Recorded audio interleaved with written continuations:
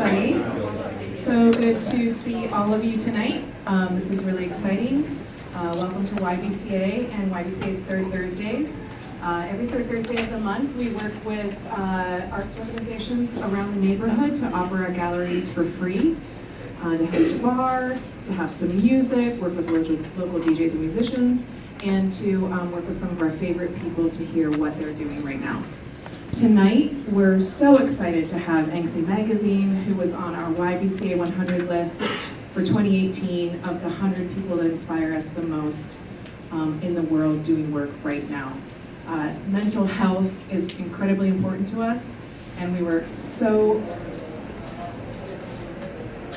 got a little overwhelmed for a second.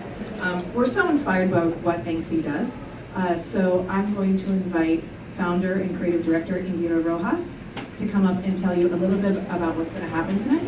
And please enjoy the show. We're going to have a Q&A after everybody speaks. So think about your questions and get back to us.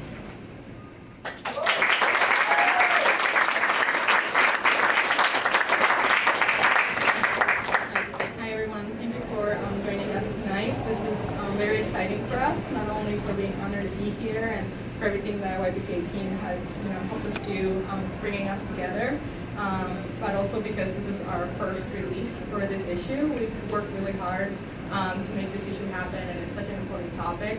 It's sort of this crazy list of events where we pick a topic that we think is going to be relevant, and all of a sudden it starts blowing up, and it's kind of crazy. So this is what happened with the masculinity issue. I want to thank Sarah and Krista and Michael and everyone at YBCA who helped make this possible. I also want to do a special thanks to the Anxy team who is sitting here at the front. If you can all stand up, please.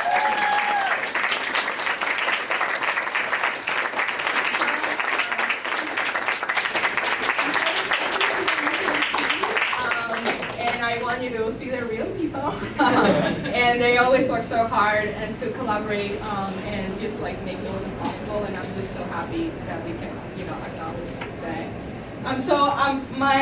My little talk is going to be brief. I'm mainly here to share why we started Anxy, because I think it's a good context before we go into the actual experience of tonight.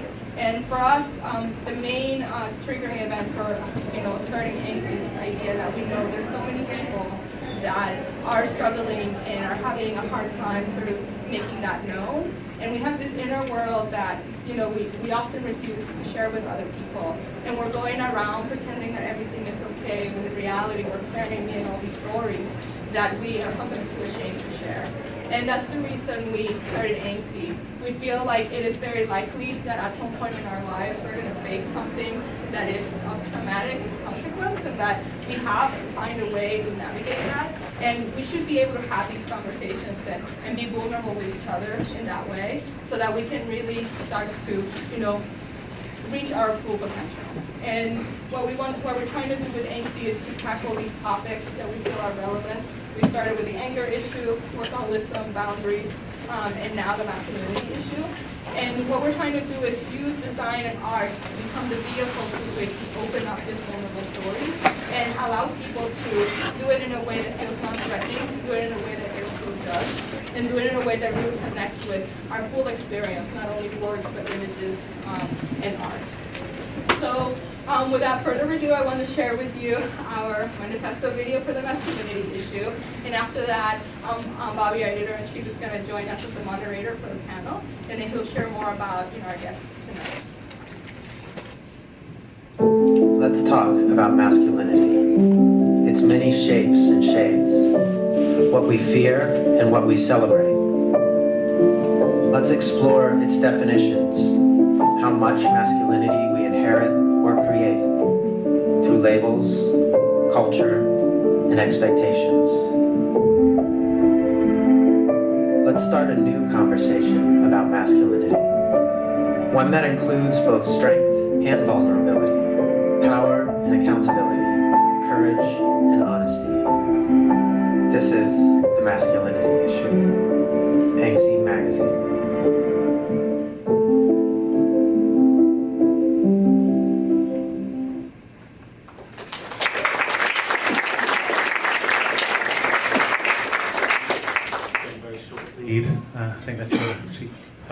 place instead of roaming around. So yeah, thanks. My name's Bobbie Johnson. As Indy said, I'm the editor-in-chief of Anxy, and I'm really thankful to YBCA, to the team, and to you for making it out in through the flash floods, through the fallen trees, through everything going on.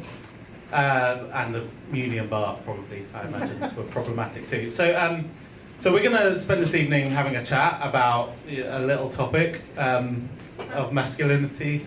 Not a lot to go on there, right? But I'm going to start by making an admission, which is when we started working on the masculinity issue, I was terrified. It's a really scary topic to take on. And I don't mean scary because there's a lot to confront. And I don't mean scary because it's uncomfortable, although there is a ton to confront, and it is incredibly uncomfortable, especially if you're a dude. But I think really, for me, it was scary because I didn't even know where we should start. You know, masculinity is something that's so intrinsic to all of us, men, women, people who don't identify as men or women. You know, it defines a lot of who we are and what we're going through. And if defining it is hard, then unpicking it is really tough as well. So how do you do that? You know, we looked at what to do, and you know, I think we've done a great job. If you haven't already got a copy of the magazine, you should read it and find out, and only tell us if we did a good job. Don't tell us if we did a but you know, we're trying to look at it and really do what Anxy does differently, which is not just to look at masculinity, it's to look at the impact on mental health. You know, so we'll talk tonight about, you know, not just what's going on in the world, what's going on in our lives, but how it affects us and our well-being, because that's the crucial thing. It's like, how can we improve that? How can we understand that better? And you know, what don't we say enough about masculinity and mental health? What impact does it have on all of us, men, women, other? What does the way we interact with it mean in those terms? Fortunately, you don't have to listen to me come up with the answers to that, because we have a panel tonight of really smart people who are going to unlock that for you. They're big questions, but we're going to try and step up, and we'll have Q&A. So, you know, later on, think of those questions. Come and join us and talk to us about it. So, and then afterwards, we'll be hanging around for a while as well to talk. So, what we're going to do tonight, just to sort of set the stage. I'm going to bring out the panelists one by one. Then, as they come up, it's kind of late night chat style. They're going to come up, join us on the chair and the sofa, and once everyone's up, we'll carry on talking for a little bit, just about questions that come up during the conversation, and then we'll open to Q&A. Does that work, everybody? Good. Okay, great. Phew. First barrier overcome. Okay, so first up, we have a staff writer at the Atlantic, the former editor-in-chief of Fusion, and he's working on a book about Oakland and racial capitalism. He likes the small ones. Please welcome Alexis Madrigal.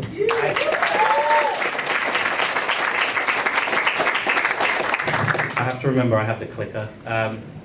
Thanks for being here, Alexis. Yes, it's good to be here. So you wrote for us a great essay about the way men relate to their own image. The ideals of what masculinity looks like and how that's changed over time. I wondered if you could just talk us through your thoughts on that a little bit. Yeah, so the piece is called Instagram Man. And really what it is kind of an examination of the changing ways that advertising has targeted different kinds of male anxieties about whether men were the right kind of man or not. And it kind of plays between two different advertisements. One is the Marlboro Man. And the Marlboro Man was essentially created to assuage the fears of men in the 1960s that they had lost their manliness because they were too what was called other-directed. Like they cared too much about what other people thought relative to their forebears who were instead inner-directed and only cared about their internal gyroscope. We kind of contrasted that advertising with what's happening right now on Instagram, and in particular, the kind of rise of these men's wellness brands. Like, has anyone seen ads for Hims? Yeah, all right. So it's really interesting because Hims kind of presents itself as a brand that's like good for men, you know, trying to get you to like take care of yourself. But it's like Viagra as self-care, which like maybe, but it's really interesting whether like the way that wellness as a category, which people I think associate with like Gwyneth Paltrow and like Goop. Is that how you say it? That's how you say it, right? Yeah, okay. Just making sure. Well, I've never said it out loud, I realize. Go up, you know, go up, Gwyneth Paltrow's site. And just watching this sort of, this kind of wellness ooze come over myself while I'm on Instagram, because I've clicked on the Hims ads. I'm like, oh, you know, let's see what they have to offer, and just trying to like make sense of what's happening in our minds as they're sort of preyed upon by people who want to sell you something that makes you feel better about yourself. Yeah, and I mean, you make the point in the piece, but I think it's also worth discussing is, you know, that moment of, you know, feeling like you're a better man. You're taking care of yourself. You're thinking more about, you know, how to live a better life and all of that. And you know, this is great. I'm directing myself. I'm kind of taking it on, and it just so happens to be, I'm doing everything society wants me to do. Yeah, I mean, the piece really revolves around just, you know, this Hims posted in ad. In a post on their feed, they're all ads though, of a guy who had started taking like hair stuff, you know, I don't know, is it Propecia or something like that. And I was kind of fascinated by how he was justifying to himself what he wanted to do. It wasn't that he wanted to be more attractive, it wasn't that he wanted people to think he was good looking. And he even says, like, he kind of like takes those on. And he said, a lot of people dealing with the same thing, that is to say losing his hair, would say, man up and just shave it all off, or stop caring about it.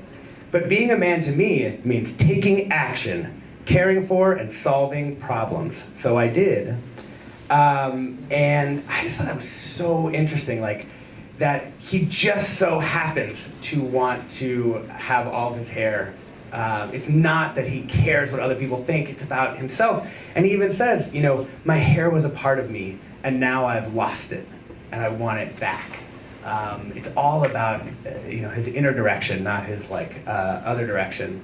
And I had like several thoughts about that. I mean, one is like, yeah, dude, it sucks. I understand, you know. I have no idea what you're talking about. Yeah, you definitely don't. And you know, and the other is like, yeah, men should be allowed to like have this feeling of loss around this. Like, why not? It makes a total sense to me.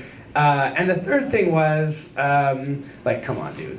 That's not what the only thing that this is about. And I just thought it was really interesting that instead of doing the other kinds of internal work to deal with that loss, that the answer is instead to like go to Hims and be on Propecia for the rest of your life. Yeah, it's interesting to me as well that we're at a moment now where, and I just realised how fast time goes when you're up here. So, Yeah. you know. I'll keep it short, right? Yeah, I got you. You got the subtext. Thank you. But you know, we're seeing the commercialization of all of this, right? The Gillette ad, I don't know who's seen that, but like suddenly we step into this world where being masculine is changing, or we're sort of readdressing it, but it really quickly has become a kind of commercial entity, right? And you know, oh, it's great, you know, we're sending a lesson that men should intervene when other men behave poorly, but for like there's a commercial transaction in that. Do you think is that a good thing overall, or not? I don't know. I don't think that like corporations are like a huge part of my theory of change around masculinity. You know, like I think they're masculine stereotypes, like they have been for the last however long. That would be worse. But I don't think that in and of itself is the kind of thing that's going to change all that much. And if you saw the reaction to Gillette Man from a lot of men, it's clear there's a lot of work to do. Yeah, it's the start of a conversation, not the end of one. Okay, so we'll come back and develop some of those themes in a little while, but I wanted to bring up our next speaker. She's a clinical and forensic psychologist based in San Francisco, who's worked with couples, adults, and children over her career.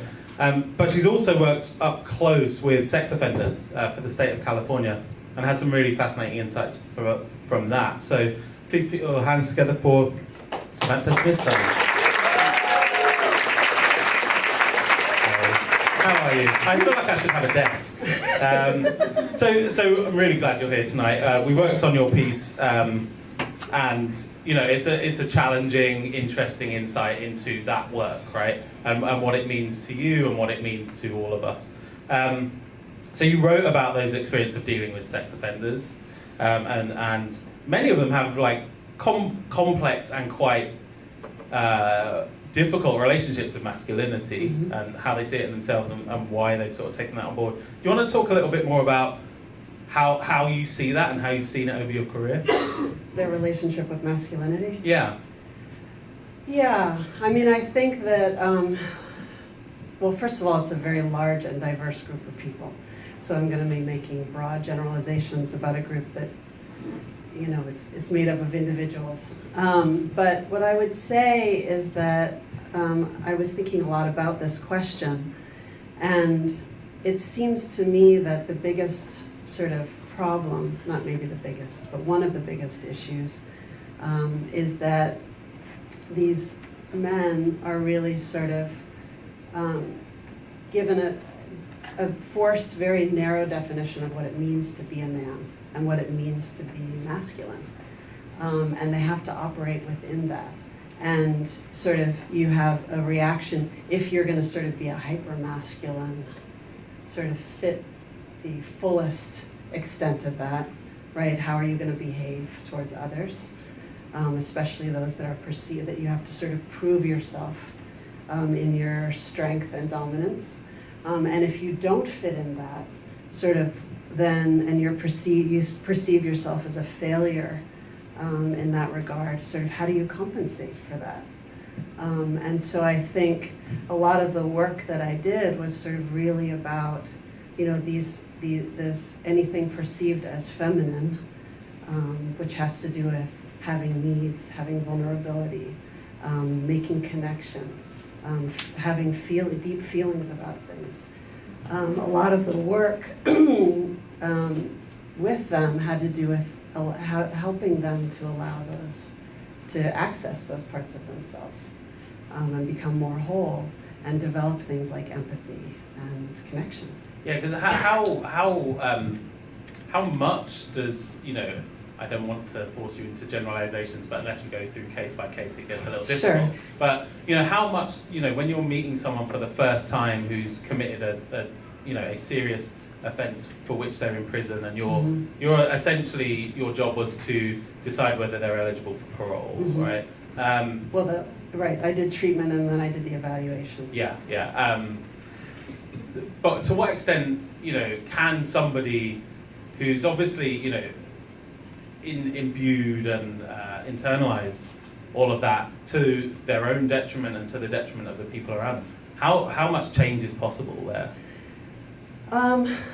Right, so what I would say, and this is going to be surprising to most people, is that there's a small segment of the population that's sort of in the psychopathic range, and those people are not going to change, and they're not interested in changing.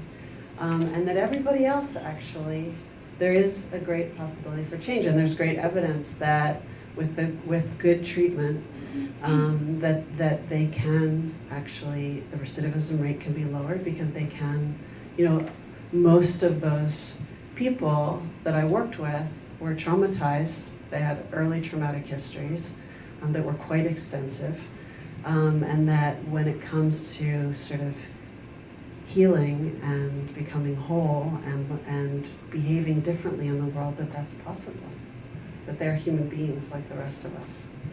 That's a tough thing to accept socially, right? Is like right. we don't want to address that. Right. We don't want to feel like, you know, it's very easy for me as a man to look at, you know, everything that's going on in the world and say, oh, look at that horrible bastard over right. there. That's not me. Right. You know, I'm a better man than that. Right. And you know, and now And then I realized all the stresses and anxieties and problems I've had in my life, many of them stem from that. And so I am exactly one of those people, and we all, in some degree, are, right? Yeah. But that's a tough thing for the people in this room, for people out Absolutely. large to accept.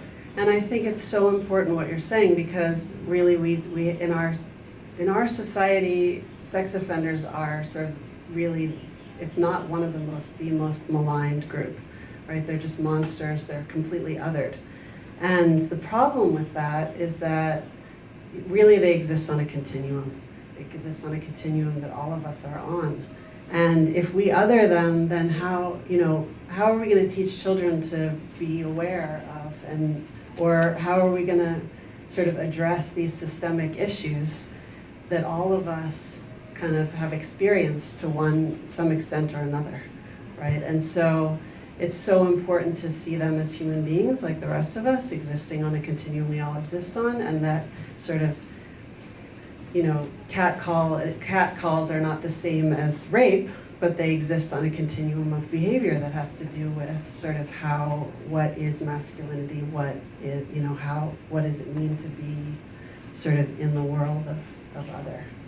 Yeah, it's I think the piece, I think it's one of the more challenging pieces that I've worked on, because it really forced me to confront some of those things, and and I think anyone who kind of digs into that, it becomes suddenly your head explodes kind of when you start thinking about it. I'm sure we'll get into some more detail on that, but I'm going to pass along to the next speaker. Our next compadre is a photographer based in New York City, the co-founder of the studio Special Source, and his works appeared in the Huffington Post, BuzzFeed, Nylon, Hello Mister, and Anxy, of course. Please say hello to Justin Weed. Hi. So Justin, we've had some deep stuff going on already, but you did a fantastic photo essay for this issue of Anxy, talking to people who have different views of gender, different experiences of gender, different ideas about what masculinity means to them, and probably than is the accepted mainstream point of view, right? Can you tell me how it came about? How did you find people who wanted to contribute? A magical platform called Instagram was really instrumental to me finding subjects. When Michelle, who's the editor, who said that I could do the piece, said that I had the green light, I think that I promptly shot myself, because I realized how ill-equipped I was not ill-equipped, but I just realized how much work I had to do in order to create a spread that reflected the true gamut of the trans and non-binary experience that I knew existed, and so I had to do a lot of digging, but it resulted in the spread that is in the magazine, and I'm really proud to have shared that. Yeah, I mean the images are fantastic. Thank you. Each spread comes with conversation with the person in it, where they talk about what masculinity means to them. Yeah, I basically interviewed everyone that I photographed about the way that masculinity intersected with their identity, and how the gender binary itself, how they interacted with the gender binary. And I had conversations that ranged from 7 minutes to 80 minutes. And I did not mean to have an 80-minute conversation. I was like, wow, this is going to be hell to transcribe. But it was really, really enlightening to sit with people most of the time in their own homes, and to listen to an experience that was different to my own, and listen to an experience that no one would have unless you were the person living it, because the trans and non-binary experience is so different for every single person in that community, and it's impossible to make a statement about any of those any grouping of people, because everyone is so different. Yeah, that was the thing that it really opened up for me, I think, was we've talked already about how people get sort of forced into boxes, or to behave certain ways, or to think certain ways, and I think this you know, it's very easy in the sort of broader conversation to think of a non-binary experience as, you know, that's another box in which, you know, we put people, society puts people. And reading through these, it was really clear, like, there's no center, right? Yeah, well, cisgender people are really lazy, and I count myself in that group of in that group of people. And you know, that's partially a fault of society, and we live in a world that is structured around heteronormativity. And we all want to know the thing. We all want to know what to call the thing. We all want to know how to be the thing. And so, in order to interact with non-binary or trans identities, you have to unlearn a lot of behaviors that you're taught. And for some people, that is really, really taxing and uncomfortable. And it's just, I mean, in this particular political moment that we're in, it's actually like super necessary work that needs to be done. Yeah. As is, I hope, this conversation as well, right? It's like just probing and going along on a journey of exploring it more. What was the most, aside from what you've already spoke about, what was the most surprising or difficult thing that you found out along the way? I think that I was less surprised and more just like consistently in awe of how tenacious trans and non-binary people are. Something that was really surprising to me was that when these people go through TSA, they are supposed to call the TSA and declare that they're an anomaly and request a special screening, otherwise they're at risk of being strip searched. And it is a policy that was a descendant of the 9/11 era, where after 9/11 happened, the US government basically said that terrorists were going to invade the US dressed in women's clothing. And so as a result of that, a lot of trans and trans feminine people of color were strip searched. And thankfully that policy was repealed, but that language and the conflation of threat and gender nonconformity is still so deeply entrenched in the national security apparatus that the machines are so binarized that when they pick up like protrusions on bodies where they're not expecting protrusions to be, officers are forced to investigate. So I was really, like, number one, just dumbfounded by that, but really in awe of the response that, like, one of my subjects, Alok, had, which was just to understand the environment in which they were walking into, and saying, like, okay, cool, when I walk through an airport, I'm never gonna wear a dress. And they made this very deliberate and intentional effort to reframe their understanding of masculinity as less, as like not a biological thing, but as this intentional display of aesthetics and gestures and charisma that allowed them to get what they want and to be strategic and be tactful. And I think a lot of the narratives that we hear about trans and non-binary people is that they're, you know, forced into closets or forced to be inauthentic. And actually for a lot of people, it's about strategy. And that's something that I found really amazing. Yeah, it's I highly suggest you read that. So I think it's time for us to break out into a broader, you know, hilarious, deep, horrible conversation, whatever. Can I actually? Yeah.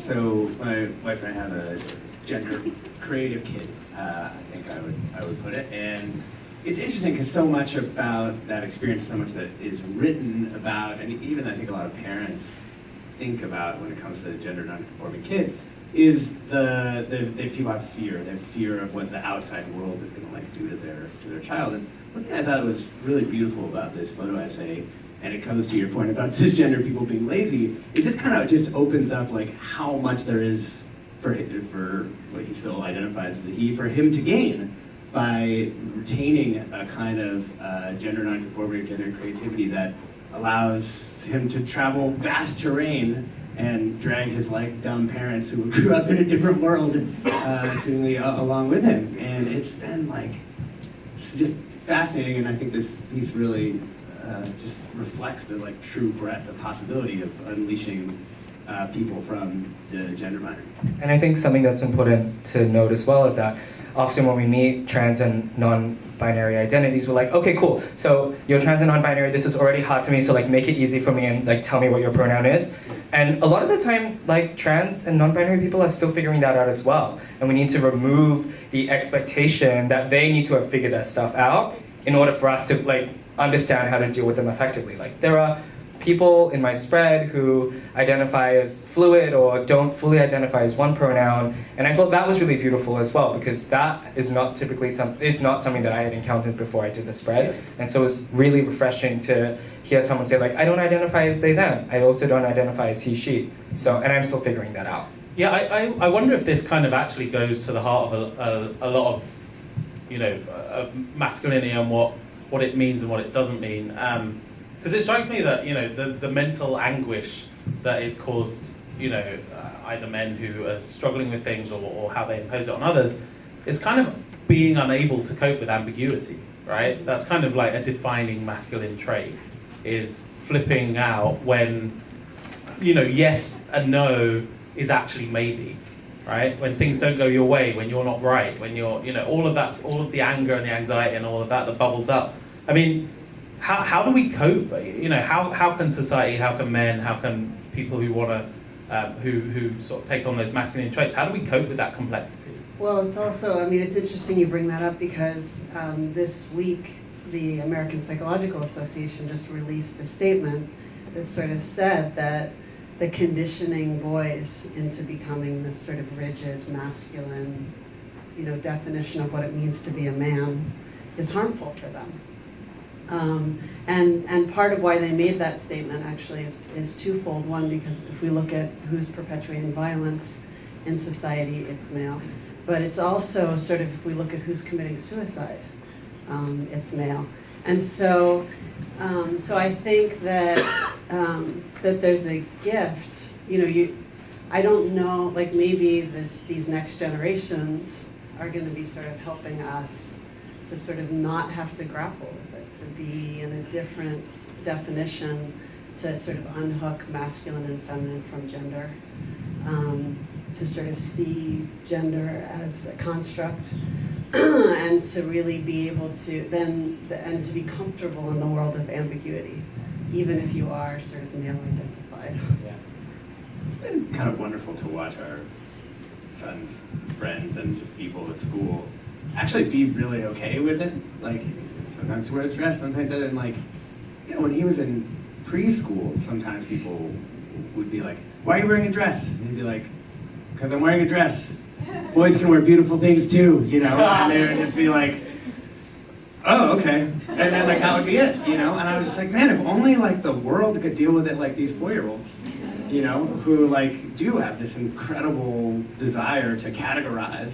And even they're able to just be like, oh, okay, well, right now you're presenting like this, and tomorrow maybe you won't, and okay, let's like do this thing that we're all doing. Does it require, I mean, do we have to like burn down every previous generation and just say like, let's give it to the 5-year-olds in Berkeley?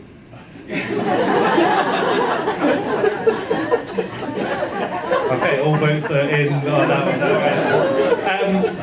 Oakland, 5-year-olds. Consensus. Oh, sorry. It's, you're kind of on the borders there.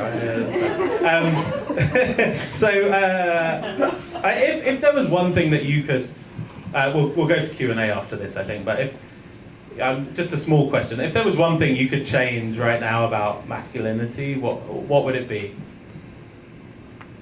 I've stumped them all.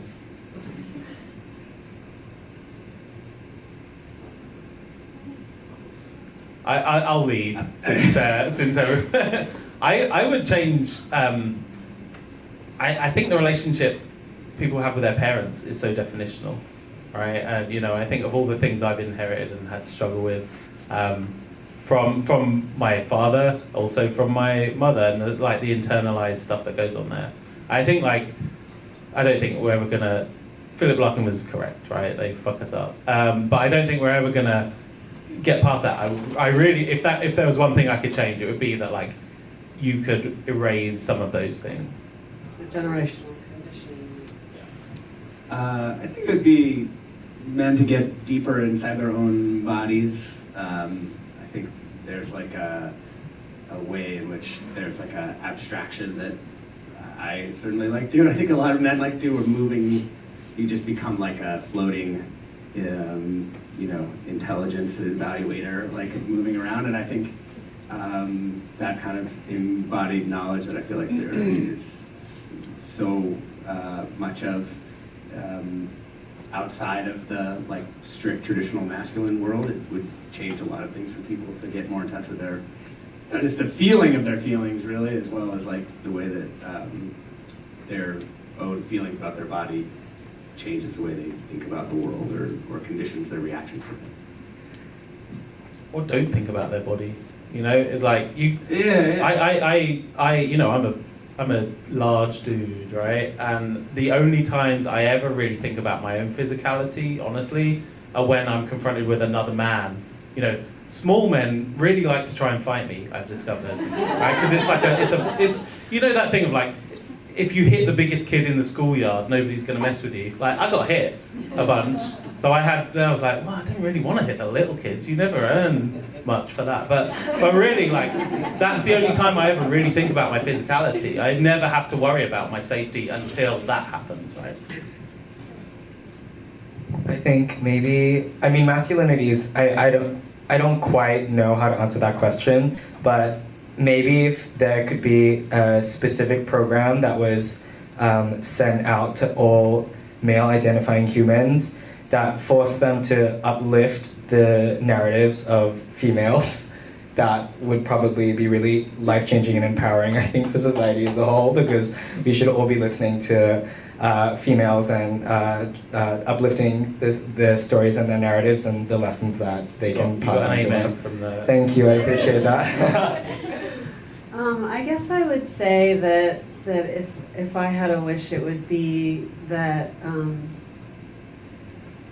that we could all acknowledge kind of the masculine and feminine that exist in all of us, and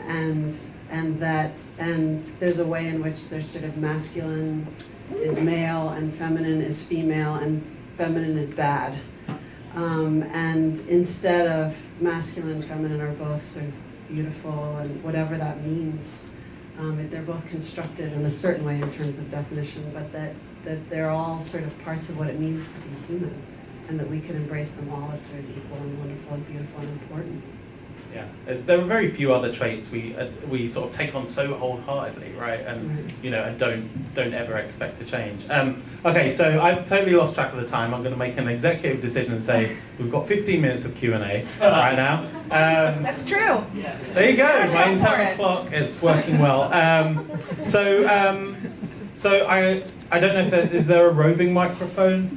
Or is it? Well, it's a small enough room. It's a small enough room. We can talk loudly. Yeah, just if you have a problem talking loudly, then tell the person next to you, and they'll speak the question for you.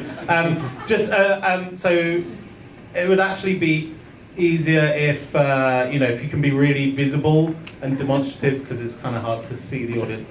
So okay, so I can see right to the back. Thank you. Just one clarifying point. This is a Q&A. That's questions and answers. If you say something like, this is more of a comment than a question, I'm unfortunately going to pass along to the next person. Because it's not that hard to phrase a comment as a question. Like, you should be able to do that. At the back there, yes, far away. So masculinity is talked about a lot these days in the context of it being toxic, and I would be interested to hear what the panelists have to say about what those positive aspects of masculinity are, especially in light of it's something that both men and women can embody. Great question, and actually we talked a lot about the idea of toxic masculinity, because obviously that's like the currency. I did wonder about starting off with a little conversation about that, but I thought it might come up. How do we feel about that? What's clearly in dealing with it in the magazine, we did not want to say the concept of masculinity completely is toxic, but we do have some pieces that sort of grapple with dealing with that question, because I think it's important.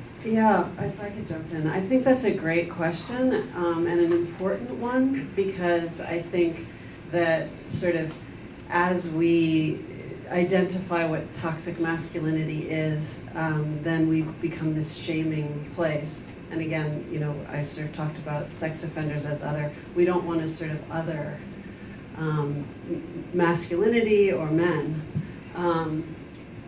or male-identified people. Because that's not constructive, and it's not. Well, it's the opposite of what we need, really, in a way.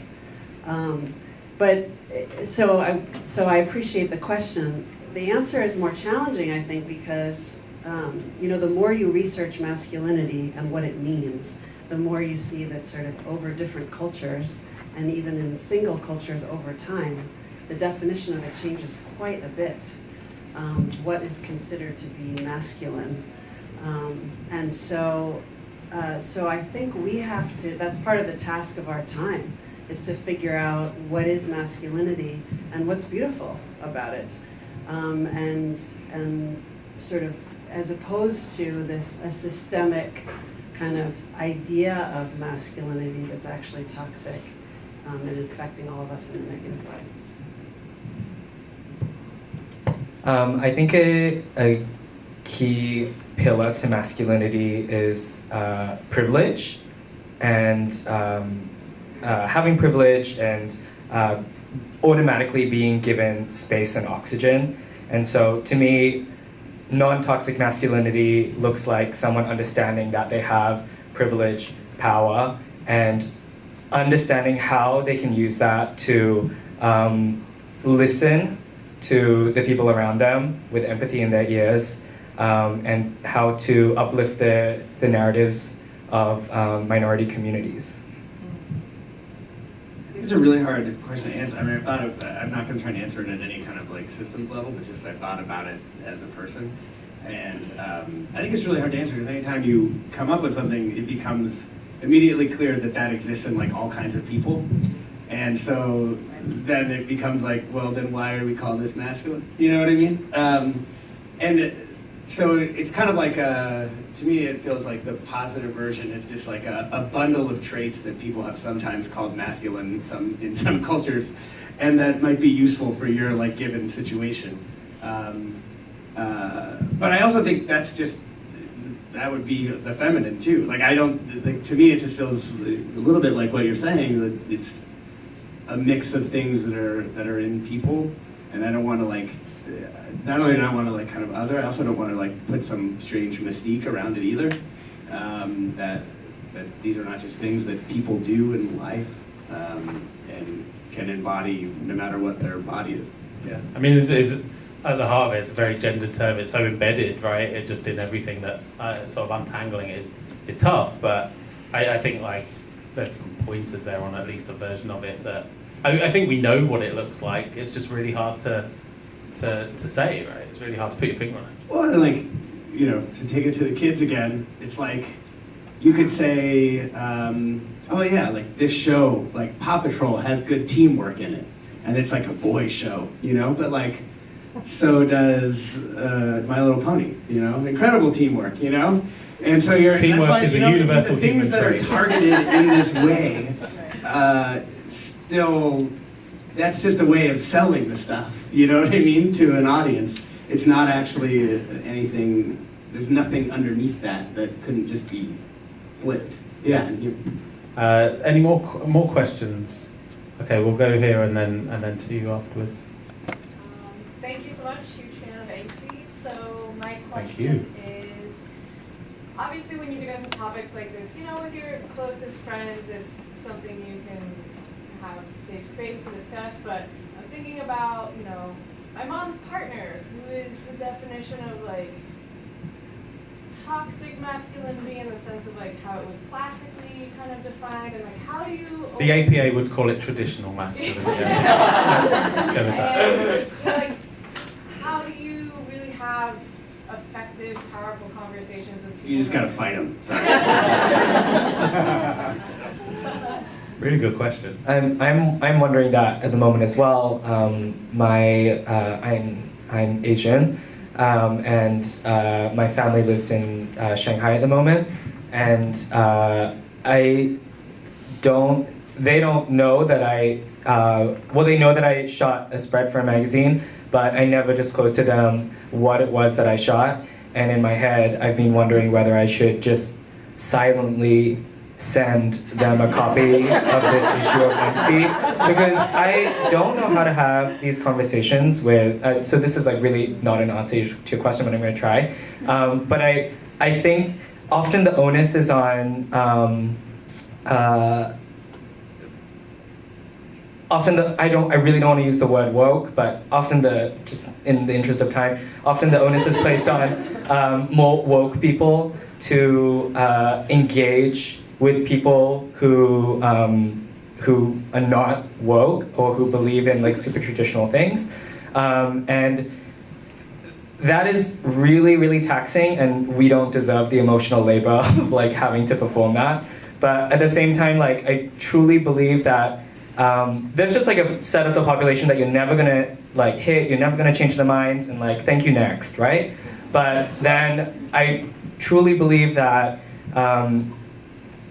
reminding yourself that a lot of these people have never encountered anything of this sort, and just like really trying to be patient and listen to everything that they're using to rebuke your arguments with like continued empathy and grace is really important. But it's up to each individual in this room to decide like how much of that you have time and space for, because it's also really important to like take care of yourself. But yeah, I don't know. It's really hot. Samantha, you've got something. Really quick. Yeah, I think that's a great question, and I guess, and it's something I've been thinking about a lot. There's sort of this calling people out culture that's happening a lot, and I think that it's not very effective. And so recently somebody used the term calling people in instead, and I've been really thinking a lot about how do we call people into conversation, and how do we open our sort of hearts to each other, because I think sort of connecting on a very human level rather than kind of attacking on the intellectual level is much more effective.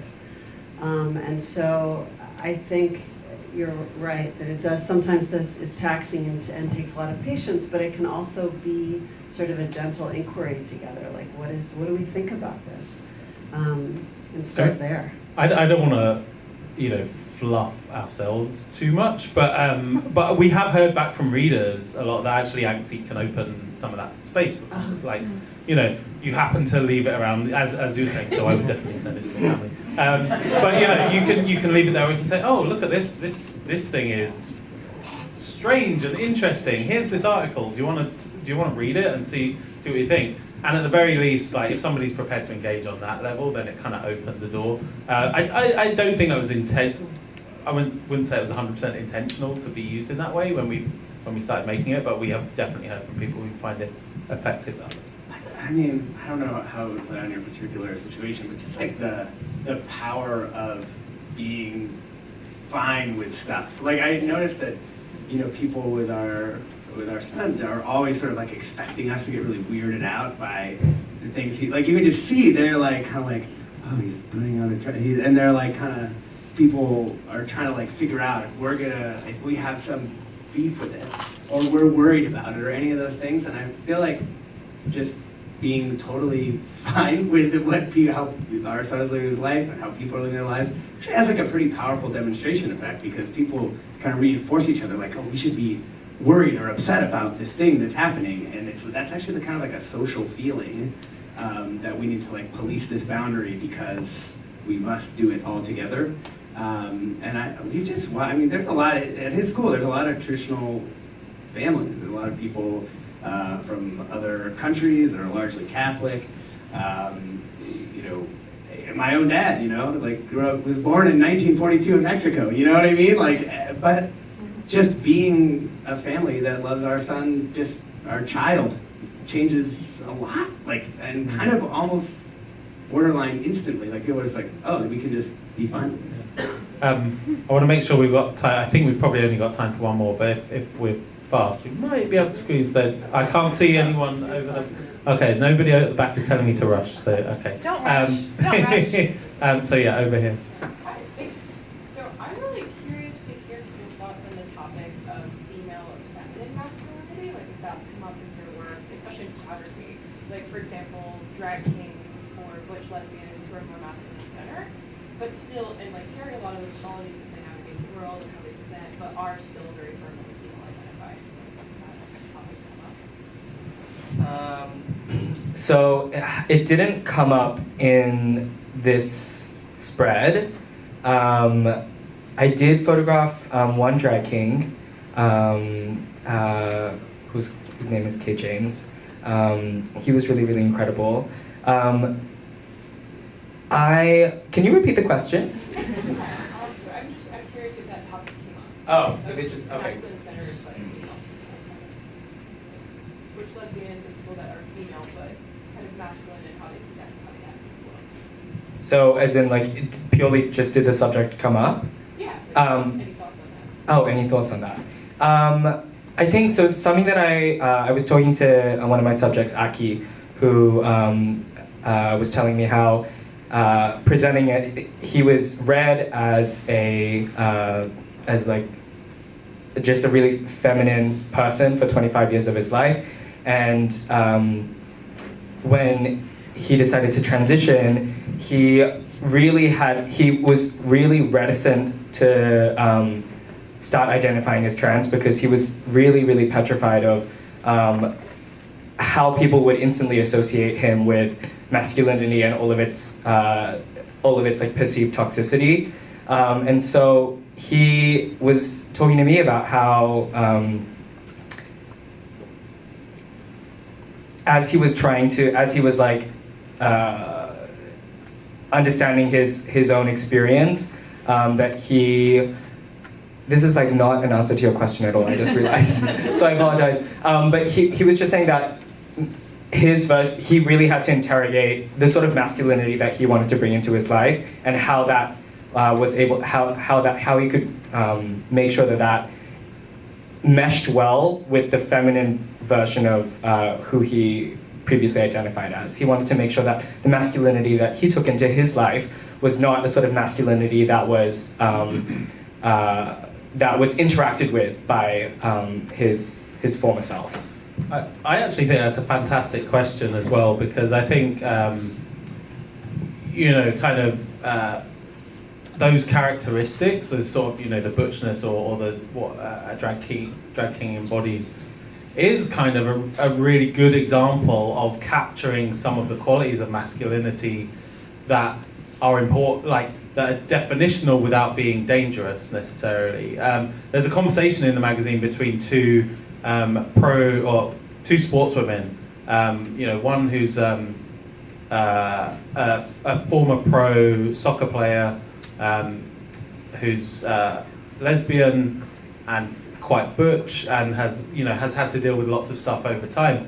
When she started playing soccer, as a professional sports person, being a lesbian in that environment was verboten, or at least being like, everyone kind of had masculine qualities, but nobody. It was still quite a dangerous place to be out. But she's in conversation with an amateur boxer who, obviously if you're a boxer, there are many masculine qualities in there. Kind of hitting people is also a masculine activity, perhaps. But there's the conversation between them, I think, is really interesting, because it's drawing out a lot of how do you exist in this place where, to some people, you're extremely masculine, but if you're in the gym, in a men's gym, you are clearly a woman in a man's place. And there's a kind of really interesting kind of way of looking at it. And so, that's my précis of a piece in the magazine. But I think it's definitely something that we were thinking about, and how is that a different presentation of a set of issues? I think we do have time for one more, so here we go. So one of the things that was mentioned before is sort of the weight of masculinity, right? And some of the qualities of traditional gender norms, and that higher rates of suicide and different things. And one of the things I've heard from everyday guys, right? I'm not talking about sex offenders, I'm not talking about anything, just like regular old guys, that the isolation, right? And this disconnection, not only from themselves, but from other people on a level other than intellectual, right? Leads itself, and many of them can see their fathers, like these are my friends, they see their fathers being very lonely, even in a family, even in an environment with people, and that sense of isolation and loneliness and the impact that is, and the connection to traditional masculine ideas and masculinity. I'm just curious, since this is mental health, like, you know, our angle, what everybody thinks about this idea of isolation and loneliness for men, or male identity. Absolutely. And I think that part of why sort of the standard of recommended treatment actually for sex offenders is group therapy. And it's a huge part of the therapeutic process for men to be able to be vulnerable with each other, to connect with each other, to be there for each other. And so yes, that isolation, it is generational, no question about it. And again, I mean, that's sort of what I was also talking about in terms of what we view as traditionally feminine, right, and therefore less than, or something that male-identified people can't do, which has to do with being vulnerable, having feelings, being dependent. I need you is not something that men are allowed to say, or male-identified people are allowed to say. And so that in terms of mental health, that is something that either I think has to be incorporated in what it means to be masculine or male, or that those feminine traits can be a part of what it means to be kind of male also. There's also such an economic and institutional structure to that, where so many of the ways that men previously knew each other, even if it was in some isolated or attenuated form, was like within a union, within like a Veterans of Foreign Wars, like American Legion kind of thing, within these kind of civic groups. And most of that stuff is kind of like melted away in the current economy. So you have a lot of men who are kind of floating around in this very like single individual consumer particle world, where they're not related to other people. And I find it really hard to make and maintain friendships that don't like originate in some before work time.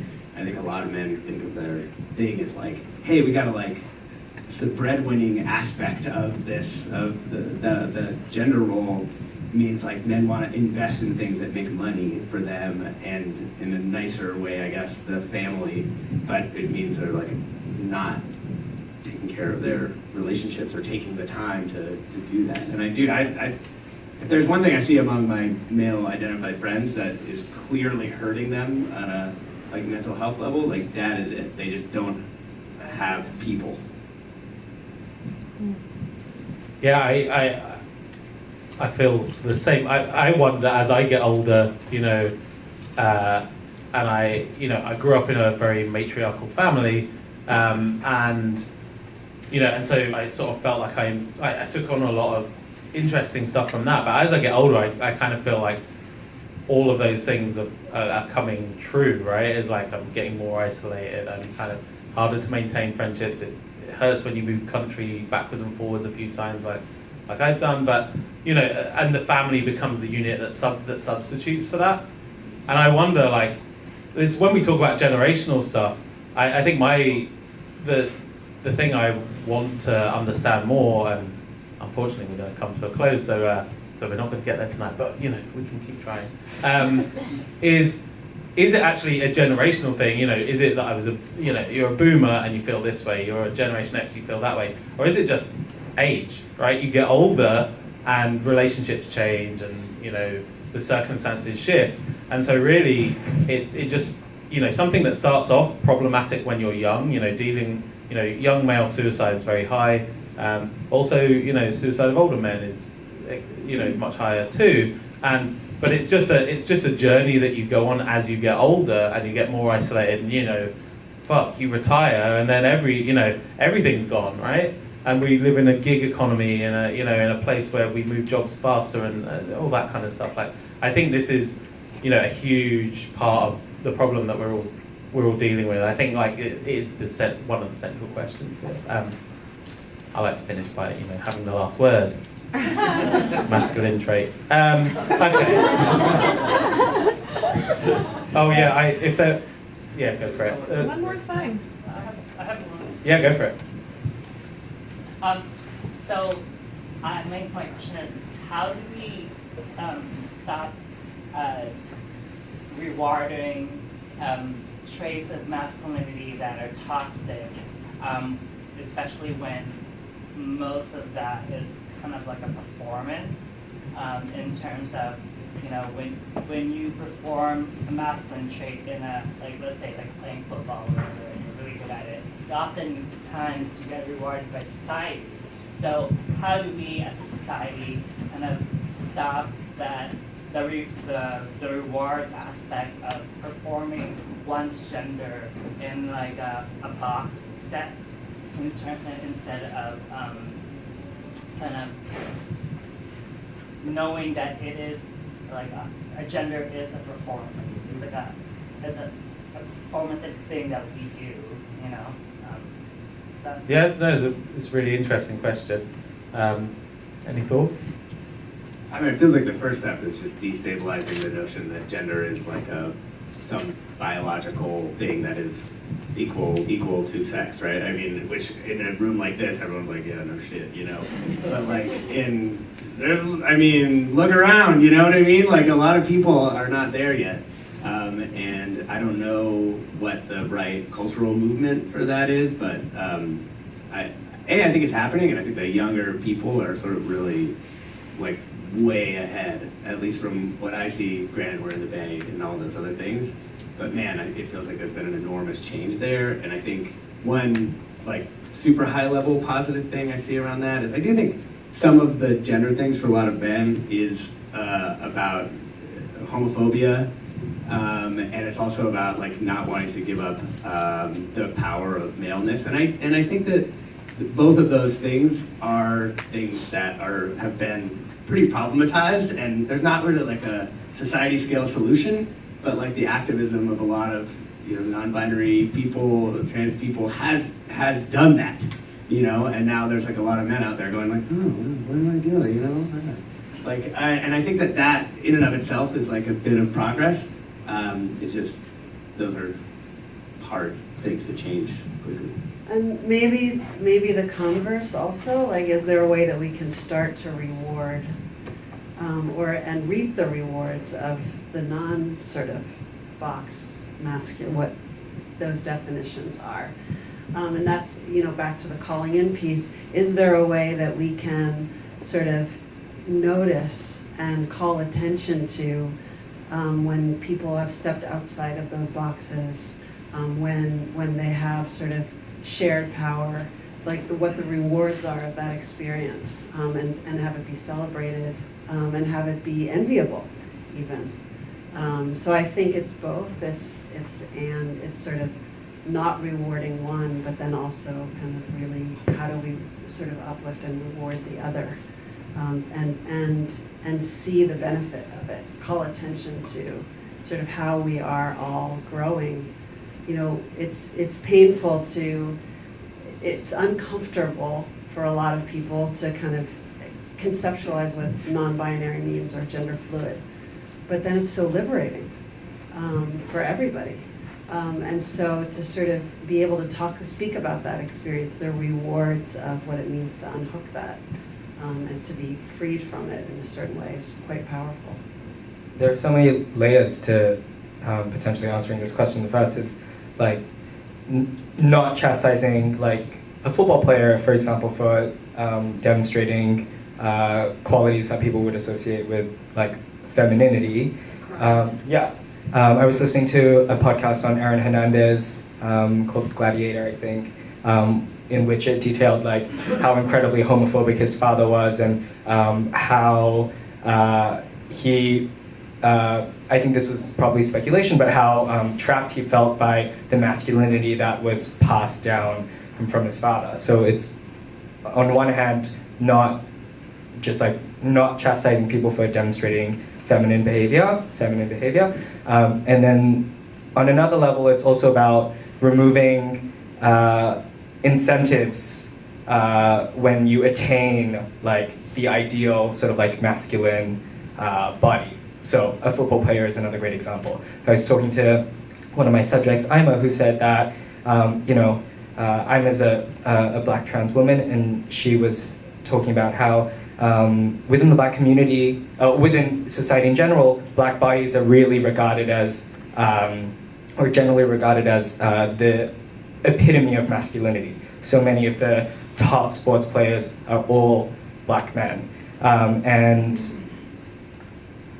as a trans woman, her experience with transphobia was people reacting to her in a way that was centered around like, well, why would you want to be anything that wasn't the masculine ideal?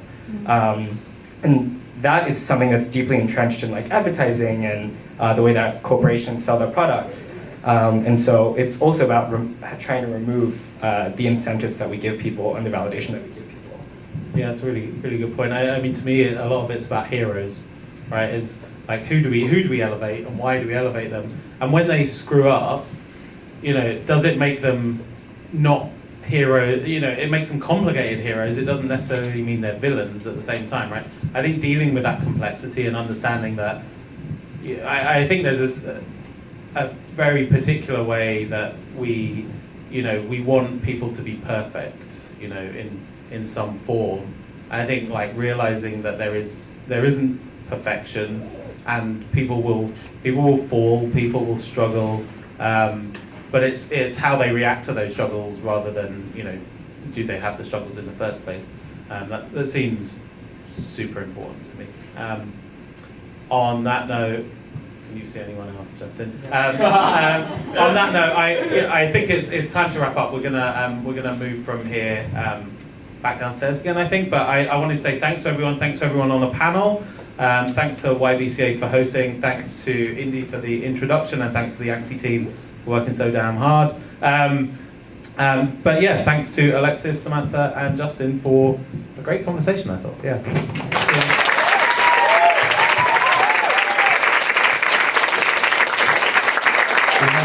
So I think we're gonna invite everyone back downstairs. We want to make sure that we give everybody the opportunity to buy the current Masculinity Issue from Anxy Magazine. We stayed open late because we know that this is a really complicated topic, and we want to make sure that everybody has time to really check in with each other and continue the conversation downstairs. So join us downstairs. Thank you so much for coming. Thank you so much for being here, all of you.